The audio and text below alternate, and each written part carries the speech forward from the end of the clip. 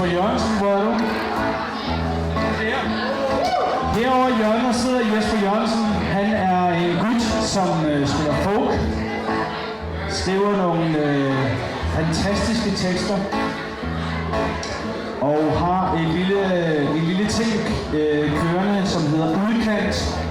Hold lige øje med det i nærmeste fremtid. Det er noget af det, der kommer. Bumfalera fra Lilla.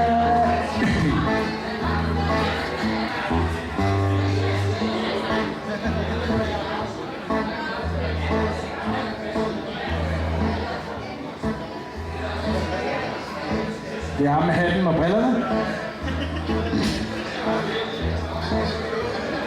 Han er lige deromme. I kan bare spørge ham. Han har svaret på alt. Han er et orakel.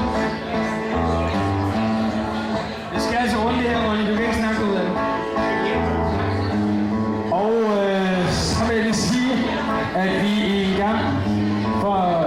Hvad lang tid siden er det? 3 år siden? Det var fulde, mand. Det var templet i Lyngby. Det fedeste. På templet i Lyngby for 5 år siden, der blev stive.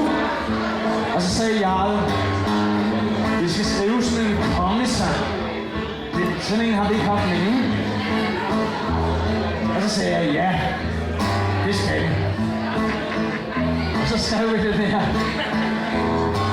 Vi kalder den for Kong Christian. Ja, og han er nemlig en søgsmand.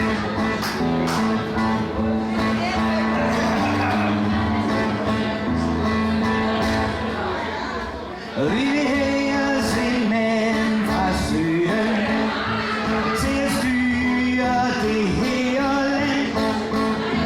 Og hvis ikke det kan blive vores faldregn, så kloner Kong Christian. Og ved at den tåbe, der slet ikke ved, for kongen han kommer og giver dig besked. Og hvis ikke det kan blive vores faldregn, så kloner Kong Christian.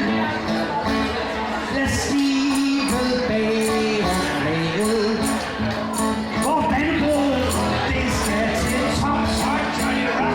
For da kongen han står ved roret, der får Danmarks fjender knus. Med krone på panden og med næsen i sky, skal Danmark regeres af sømænd på ny.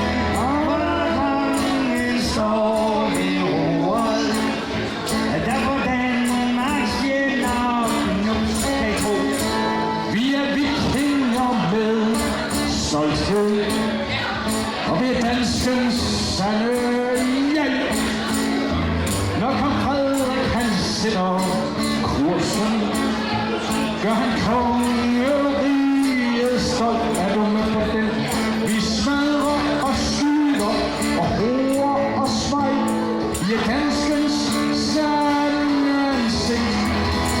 Når kong Frederik sætter kursen, gør vi kongeriget stolt.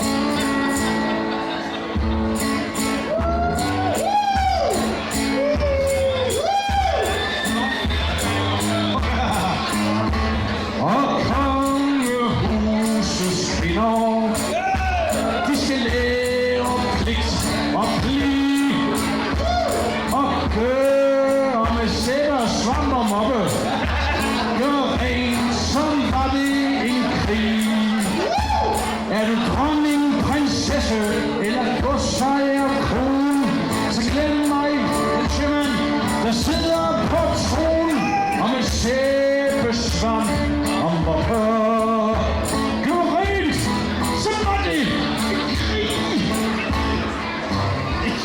Det er helt under bæltestedet, mand. Og hvad skete der så, Jarl?